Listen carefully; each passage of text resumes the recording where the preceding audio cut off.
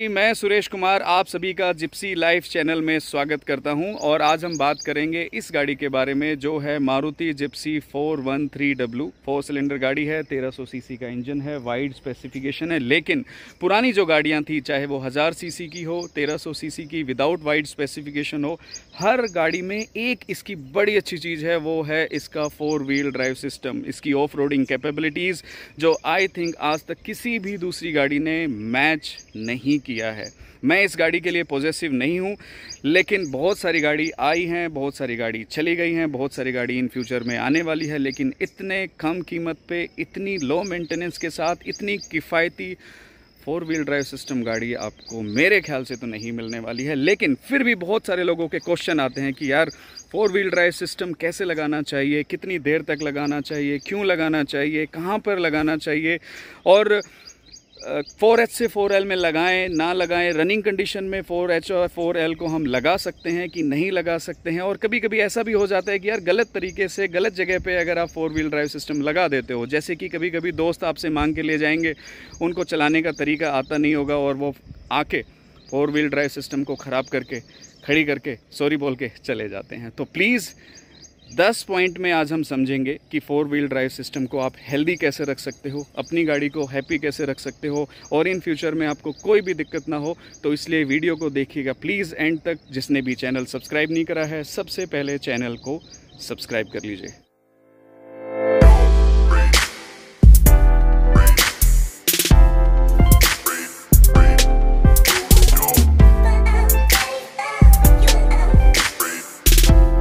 सबसे पहले तो क्वेश्चन ही यही है कि यार भाई साहब, ये 4 व्हील ड्राइव सिस्टम होता क्या है, किस चिड़िया का नाम है, सभी गाड़ियों में नहीं होता? नहीं भाई साहब, बिल्कुल नहीं होता। देख सकते हो, समझने के लिए मैं यहाँ आया हूँ घाटा बालियावास के जंगलों में, गुड़गांव में, और यहाँ तक मैं अपनी गाड़ी को 2 व्हील ड्राइव में लेके आया हूँ। और जानकारी के लिए बताऊँ, कुछ लोगों को शायद ना पता हो, जिप्सी जो है रियर व्हील ड्राइव गाड़ी है। ज़्यादातर जो गाड़ियाँ आती हैं, सेल्टोस हो गई, क्रेटा होगी, वो होती हैं फ्रंट व्हील ड्राइव गाड़ियाँ।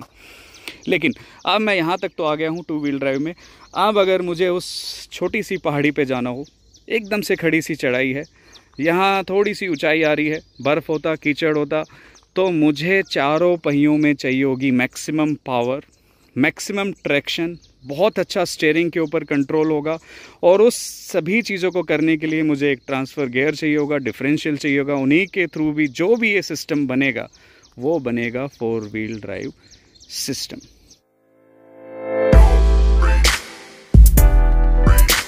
राक्षस की जान होती है तोते में, हमने सुना था, लेकिन हमारे इस मारुति जिप्सी की जान है इस छोटे से गियर में, जो बहुत ही दमदार है।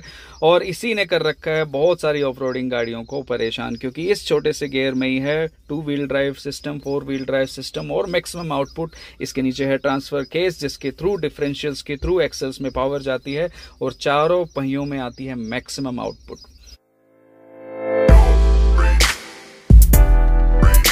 ड्राई सरफेस हो, पक्का रोड हो, सीमेंटेड रोड हो, तारकोल वाला रोड हो, तो आपको हमेशा 2 व्हील ड्राइव गाड़ी ही चलानी चाहिए। 90% तक गुड़गांव के अंदर मैं 2 व्हील ड्राइव सिस्टम में ही गाड़ी को चलाता हूं। लेकिन जैसे ही आपको हल्का सा स्किडी सरफेस, सैंड दिखे, स्लिपरी सा सरफेस दिखे, कीचड़ हो, आइस हो, और आपको चारों पहियों में चाहिए हो मैक्सिमम ट्रैक्शंस और पावर, तब आपको 4H गियर एंगेज करना चाहिए।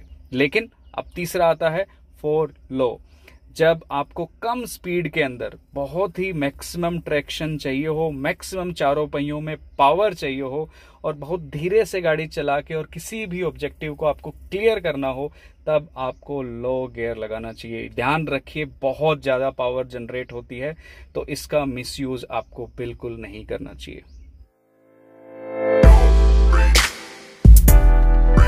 देखिए, कोई रॉकेट साइंस नहीं है। जैसे आप इस गियर को लगाते हो, वैसे ही एज पर कंडीशन के हिसाब से इस गियर को आप एंगेज कर सकते हो, और इस गियर की जो पावर होगी, उसी के थ्रू यहाँ पर पावर आएगी। ये अगर न्यूट्रल होगा तो यहाँ कोई पावर नहीं आएगी, और इन दोनों की पावर के हिसाब से ही आपको स्पीड कंट्रोल करना चाहिए। ध्यान रखिए, एंगेजमेंट करना बहुत ही आसान है।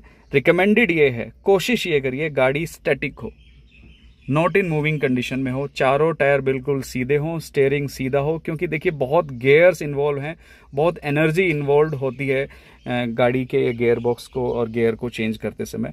तो बेटर है नॉट इन मूविंग कंडीशन में होगा, उसके हिसाब से आप क्लच दबाइए और थोड़ा सा अगर आप सीधा करोगे तो यहाँ लो गियर लग गया। ध्यान रखिएगा 4WD शो करेगा, चाहे वो लो गियर हो या हाई गियर हो 4 व्हील ड्राइव में। न्यूट्रल पर और 2H पर यहाँ पर कोई सिग्नल नहीं आएगा। फिर क्लच दबा के अगर आप पीछे करेंगे तो यहाँ 4WD आ जाता है, और अगर थोड़ा लेफ्ट साइड में पुश करेंगे तो यहाँ कोई सिग्नल नहीं है। That means again 2 wheel drive engage हो गया है। जैसे मैंने कहा था कि स्टैटिक कंडीशन है तो रिकमेंडेड है, बट 2H से 4H में आप चलती गाड़ी में कम स्पीड के अंदर टायर अगर सीधे हों, सीधी गाड़ी चल रही हो, तो आप डेफिनेटली 2H से 4H या 4H से 2L में चेंज कर सकते हो। लेकिन ध्यान रखिए गाइज, 4L में आपको चलती गाड़ी में बिल्कुल मत लगाइए, क्योंकि बहुत ज़्यादा पावर जनरेट होती है, बहुत कॉम्प्लिकेशंस हो सकती हैं, वेयर एंड टियर भी हो सकता है। हाँ, कुछ लोगों ने क्वेश्चन पूछा था कि 4H 4L के अंदर हम ये गियर चेंज कर सकते हैं, ज़्यादा ऊपर वाले लगा सकते हैं कि नहीं लगा सकते। हाँ सर, आप 4H और 4L के अंदर भी तीसरा गियर भी लगा सकते हो, चौथा गियर भी लगा सकते हो, डिपेंड करता है आपको कितनी पावर चाहिए। जहां जरूरत हो वहां लगाएं और कितनी देर तक भी लगाएं। बड़ा सिंपल है भाई साहब। अगर आप बर्फ में जा रहे हो, फिसलन हो रही हो, 4 व्हील ड्राइव सिस्टम एंगेज करना हो, लो गियर करना हो, तो कोई पढ़ाई थोड़ी ना है कि 2 मिनट करनी है, 5 मिनट करनी है, 10 मिनट करनी है। जितनी देर तक वहां उस गाड़ी में उस सिस्टम की जरूरत है, यूज करिए, पहली बात। दूसरी बात, दिक्कत क्या है लोगों के दिमाग में ये है कि 4 व्हील ड्राइव सिस्टम लगा लिया, अब ये गाड़ी भागेगी चीते की रफ्तार से, चाहे ये फरारी हो, साथ में मर्सिडीज हो, जगुआर हो, मैं सबको पीछे छोड़ दूंगा। नहीं, यहीं पर होती है गलती और 4 व्हील ड्राइव सिस्टम खराब करके हम बैठ जाते हैं। अब गलती क्यों होती है?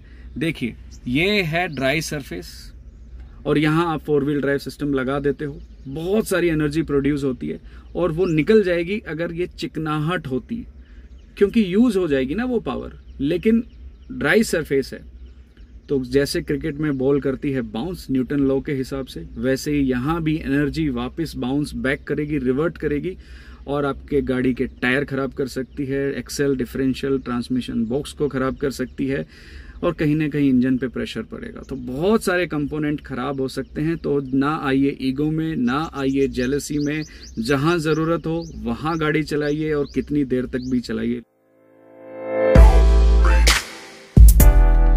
गाड़ी पलट भी सकती है, ध्यान रखना चाहिए आपको, क्योंकि दिक्कत बताऊं क्या है, 4 व्हील ड्राइव एंगेज कर रखा है आपने, चारों पहियों में पावर है। जब आप तेज गाड़ी एकदम से कॉर्नर पे से राइट या लेफ्ट मोड़ते हो तो टर्निंग रेडियस, स्टीयरिंग के ऊपर कंट्रोल, पूरी गाड़ी का जो बैलेंसिंग है वो डिफरेंट हो जाएगी। अगर ओनली 2 व्हील ड्राइव सिस्टम हो तो गाड़ी पलट सकती है, बॉडी रोल हो सकता है। सबसे ज़्यादा प्रॉब्लम होती है कि 4 व्हील ड्राइव में गाड़ी अटक जाती है। आप दोबारा से अर्बन में आते हो, ड्राई सरफेस में आते हो तो ये स्टक हो जाता है, ये लगता ही नहीं है। अगेन, जैसे मैंने पहले ही कहा था कि ज़्यादा जोर ज़बरदस्ती और तोड़फोड़ की ज़रूरत नहीं है। यहाँ पर सिंपल सा है, गाड़ी को रिवर्स में डालिए, थोड़ा सा राइट और लेफ्ट 15-20 मीटर जिगजैग चलाइए, उसके बाद गाड़ी दोबारा से खड़ी करिए। जितनी भी एनर्जी डिसबैलेंस हो गई थी वो बैलेंस आउट हो जाएगी और उसके बाद आप normal 2H 4H 4L gear सब लगा सकते हो। ये बहुत ही नॉर्मल चीज़ है। अगर आपकी गाड़ी ढलान पे से नीचे भी जा रही है तो आपको फर्स्ट गियर रखना चाहिए, और बाय चांस गाड़ी आप उल्टी साइड से ढलान पे से नीचे ला रहे हो तो कोशिश करिए एंगेजमेंट रिवर्स गियर की करनी है। और अगर नहीं कर पा रहे हो तो जब तक गाड़ी neutral, stable, non moving condition में हो तभी इस गियर को चेंज करिए। और same again 4 wheel drive system में गाड़ी है तब भी आपको यही ध्यान रखना है। तो या तो कंप्लीट रेस्ट में गाड़ी होगी तब आप रिवर्स गियर में लगाइए, या कंप्लीट रेस्ट में है तब आप फ्रंट गियर पे लगाइए। सामने गाड़ी चल रही हो और रिवर्स गियर पे लगा दो तो आई थिंक कोई भी कंडीशन में गाड़ी चल रही हो, गाड़ी को कोई ना कोई कॉम्प्लिकेशंस हो सकती है। है भाई साहब, गाड़ी को खड़ा नहीं करना, सड़ाना थोड़ी ना है। अगर आप महीने में 1 या 2 बार इसको यूज करते रहेंगे, गियर बॉक्स में प्रॉपर ऑयलिंग होती रहेगी, गियर बॉक्स के अंदर ड्राइनेस नहीं होगी, स्टक नहीं होगा, जाम नहीं होगा, तो महीने में कम से कम 1 या 2 बार 10 से 15 किलोमीटर इस 4 व्हील ड्राइव सिस्टम को यूज करके देखिए। इसको यूज टू रहने देंगे तो कभी जरूरत पड़ेगी एकदम से तो ये आराम से लग जाएंगे, नहीं तो स्टक हो जाएगा। एयर अच्छा तभी काम करेंगे जब अच्छा ल्यूब्रिकेशन होगा, ऑयल की विस्कोसिटी बहुत अच्छी होगी। तो ज़रूर ध्यान रखिए, कहीं भी डिफरेंशियल्स के, एक्सेल्स के आसपास हल्की सी सीलन सी ऐसे ऑयली सा दिखाई दे तो तुरंत वर्कशॉप जाइए, चेक कराइए कहीं सील टूट नहीं गई, ड्राइनेस नहीं हो गई हो या ऑयल कम नहीं हो गया हो। तो ध्यान रखिए, सर्विस सेंटर पे जाके सिर्फ इंजन ऑयल मत चेंज करिए, बाकी गाड़ी को भी रेगुलरली इंस्पेक्ट करते रहिए।